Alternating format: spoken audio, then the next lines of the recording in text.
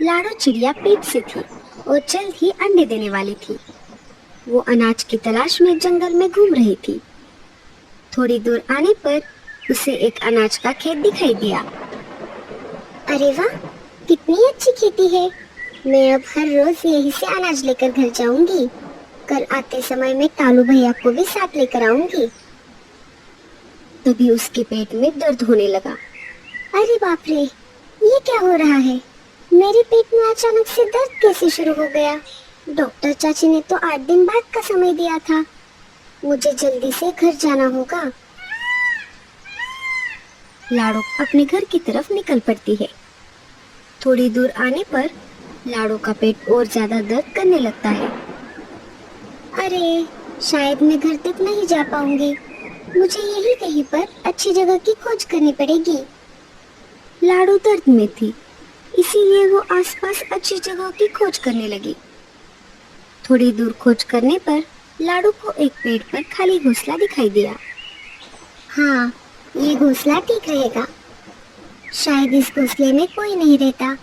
अंडे से बच्चे बाहर आने तक मुझे इसी घोंसले का सहारा लेना होगा। थोड़ी देर बाद लाडो उस घोंसले में 2 प्यारे प्यारे अंडे दे देती है। अरे ओ चिड़िया, क्या नाम है तुम्हारा और तुम्हारी हिम्मत कैसे हुई मेरे घोंसले में घुसने की? जी, मेरा नाम लाडो है। मैं पास वाले जंगल से अनाज की खोज में इस जंगल में आई थी, लेकिन घर वापस जाते समय मेरे पेट में अचानक से दर्द होने लगा। मैं घर तक जाने का इंतजार नहीं कर सकती थी। तभी मुझे ये घोंसला दिखाई दिया और मजबूरी में मैंने यहाँ पर अंडे दे दिए। हाय रे, एक तो तूने मेरा घोंसला छीना और ऊपर से इसमें अंडे भी दे दिए। मुझे माफ कर दीजिए, मुझे नहीं पता था कि ये घोंसला आपका है। क्या बच्चे बाहर आने तक आप मुझे यहाँ पर रहने दोगी? है, बड़ी आई यहाँ पर रहने वाली। अगर मैंने तुझे ये घर दे दिया तो मैं कहाँ रहूंगी? एक तो ऊपर से बारिश का मौसम चल रहा है। सुन रही चिड़िया, तू अभी के अभी तेरे अंडे उठा ले और निकल जा यहाँ से, नहीं तो मैं इन्हें जमीन पर फेंक दूंगी। एक तो इस जंगल में शिकारी पंछी घूमते रहते हैं। मैं और किसी मुसीबत में नहीं पड़ना चाहती। नहीं नहीं, आप ऐसा मत कीजिए। मैं मेरे अंडे लेकर चली जाती हूँ, लेकिन मुझ पर एक एहसान कीजिए। मैं एक साथ 2 अंडे नहीं लेकर जा सकती। मैं अभी एक अंडा लेकर मेरे घर चली जाती हूँ और वापस आकर दूसरा अंडा लेकर जाऊंगी। ठीक है, लेकिन जल्दी करना। मेरे घर पर मेहमान आने वाले हैं। उनके आने से पहले तू तेरे दोनों अंडे लेकर यहाँ से चली जा। बेचारी लाडो, चाहती तो मीनू चिड़िया की एक न सुनती, लेकिन अंडों के खातिर वो मजबूर थी। उसने देर न करते हुए एक अंडे को उठाया और निकल पड़ी अपने घर की तरफ। अच्छा हुआ मैंने सुबह ये घोंसला देख लिया था। मुझे तो बना बनाया ही घर मिल गया। क्या पता ये किसका घोंसला है। अब एक बार वो चिड़िया इस बचे हुए अंडे को ले जाए, तब मैं आराम से इसमें रह सकती हूँ। मीनू चिड़िया सपने में खोई हुई थी। तभी वहाँ पर एक शिकारी चील आ जाता है। अरे ओ चिड़िया, तू मेरे घोंसले में क्या कर रही है? जी, मेरे पेट में दर्द हो रहा था, इसीलिए मजबूरी में अंडा देने के लिए मुझे इस घोंसले का सहारा लेना पड़ा। मुझे माफ कर दीजिए, मैं अभी मेरे अंडे को लेकर यहाँ से चली जाती हूँ। अब तू कहीं नहीं जा सकती चिड़िया। इस घोंसले में मैं मेरे मारे हुए शिकार रखता हूँ। रोज तुम्हारे जैसे बहुत सारे पंछी इस घोंसले में ठहरने के लिए आ जाते हैं। एक बार कोई पंछी यहाँ पर आ गया तो वो वापस यहाँ से बाहर नहीं जा सकता। वो सीधा मेरे पेट में जाता है। अब तो मुझे ज्यादा भूख नहीं है, इसलिए अब मैं पहले तेरे अंडे को खा जाऊंगा और फिर रात में तुझे। अरे ओ मनहूस, तू मेरे अंडे को हाथ तो लगा के दिखा, फिर देख मैं तेरी क्या हालत करती हूँ। तेरी इतनी हिम्मत? लगता है तुझे तेरे जान से ज्यादा ये अंडा प्यारा है।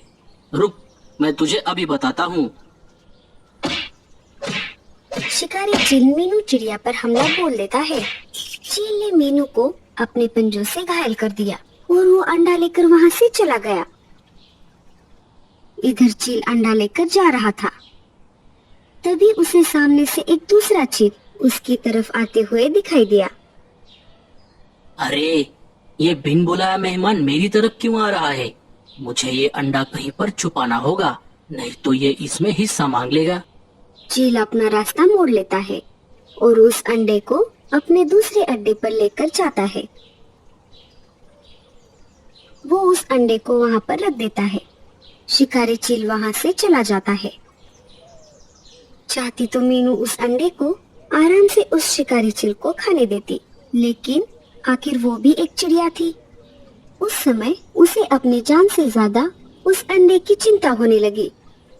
थोड़ी देर बाद लाडो वापस आ गई। उसने देखा मीनू चिड़िया घायल है और उसका दूसरा अंडा वहां पर नहीं है। मुझे माफ कर दो चिड़िया, शिकारी चील तुम्हारा अंडा लेकर चला गया। मैंने उसे रोकने की बहुत कोशिश की। मैंने तुम्हें पहले ही सतर्क किया था। इस जंगल में शिकारी पंछी घूमते हैं। जिस बात का मुझे डर था वही हुआ। लाडो चिड़िया रोने लगी। वो कुछ नहीं कर सकती थी, फिर भी उसने मीनू को अपने घर लाकर उसका इलाज किया। कालू कौवा उसी इलाके से गुजर रहा था, तभी अचानक से बारिश शुरू हो जाती है। अरे, ये अचानक बारिश कैसे शुरू हो गई? मुझे कहीं पर रुकना होगा। सामने एक घोंसला दिख रहा है, मैं उसमें बारिश थमने तक रुक जाता हूँ। कालू उसी घोंसले में रुक जाता है जहाँ पर शिकारी चील ने लाडो का अंडा रखा था। जैसे ही कालू उस घोंसले में चला गया, उसे बहुत डर लगा। अरे बाप रे, ये मैं कहाँ आ गया? लगता है ये किसी शिकारी चील का घोंसला है, तभी यहाँ पर इतने सारे पक्षियों के कंकाल हैं। और ये क्या? यहाँ पर तो बहुत सारे अंडे भी हैं। लगता है शिकारी चील ने इन अंडों को खाने के लिए रखा है। अरे, ये तो मेरा अंडा दिख रहा है। वो वापस लौट आए, इससे पहले मैं यहाँ से खिसक लेता हूँ। कालू उसका अंडा लेकर वहाँ से चला जाता है। इधर लाडो मीनू को मलहम पट्टी करती है, तभी वहाँ पर रानो चिड़िया आ जाती है। अरे लाडो बहन, ये नई चिड़िया कौन है? ये ऐसी घायल कैसे हो गई? लाडो सारी घटना रानो चिड़िया को बताती है। क्या बताऊं लाडो, 2 दिन पहले मेरे 2 अंडे गायब हुए थे। शायद वही चील मेरे अंडे को ले गया है। तभी बुलबुल चिड़िया वहाँ पर आ जाती है। अरे बुलबुल, तुम रो क्यों रही हो? क्या हुआ? क्या बताऊं बहनों, अभी अभी मेरे अंडों को एक शिकारी चील उठा कर ले गया। इतने सालों बाद मैं माँ बनने वाली थी। कालू हाफते हुए लाडो के घर पर आ जाता है।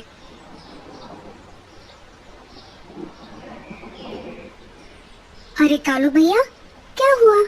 आप इतने हाफ क्यों रहे हो? क्या बताऊं लाडो, मैं अनाज लेकर घर की तरफ वापस आ रहा था, तभी अचानक बारिश शुरू हो गई। इस वजह से मैं एक घोंसले में ठहरा हुआ था, लेकिन मैंने देखा कि वहाँ पर बहुत सारे मरे हुए पक्षियों के कंकाल थे और बहुत सारे पंछियों के अंडे भी थे। शायद वो एक शिकारी चील का अड्डा है। उन अंडों में मेरा भी अंडा था। मैं उसे लेकर भागते हुए तुम्हारे पास आ गया। लाडो सारा खेल समझ गई। कालू भैया, अच्छा हुआ आपको उस अड्डे का पता चल गया। तुम ऐसा क्यों कह रही हो लाडो? लाडो चिड़िया सारी बातें कालू कौवे को बता देती है। अरे बाप रे, तो ये बात है। तब तो हमें उन सारे अंडों को उस चील के खाने से पहले घोंसले से निकालना होगा। कालू भैया, हमें शक्ति से नहीं, युक्ति से काम लेना होगा। वो कैसे लाडो? लाडो सारा प्लान कालू कौवे के कान में बता देती है। प्लान थोड़ा रिस्की है, लेकिन हमें ये करना ही पड़ेगा। कालू फिर से निकल पड़ता है और उसी चील के घोंसले के पास आ जाता है। चील उसी घोंसले में आराम से अंडे गिन रहा था। तभी कालू जानबूझकर डकार देने लगता है। आज तो मजा ही आ गया। कालू की डकार सुनकर चील को गुस्सा आ जाता है। अरे कालू कौवे, तुझे क्या मस्ती आ गई है? ऐसा क्या खा लिया तूने जो इतने मजे से डकार मार रहा है तू? आप खाते रहो ये पक्षी के छोटे छोटे अंडे। मैं तो अभी अभी मस्त शुतुरमुर्ग का अंडा खाकर आया हूँ।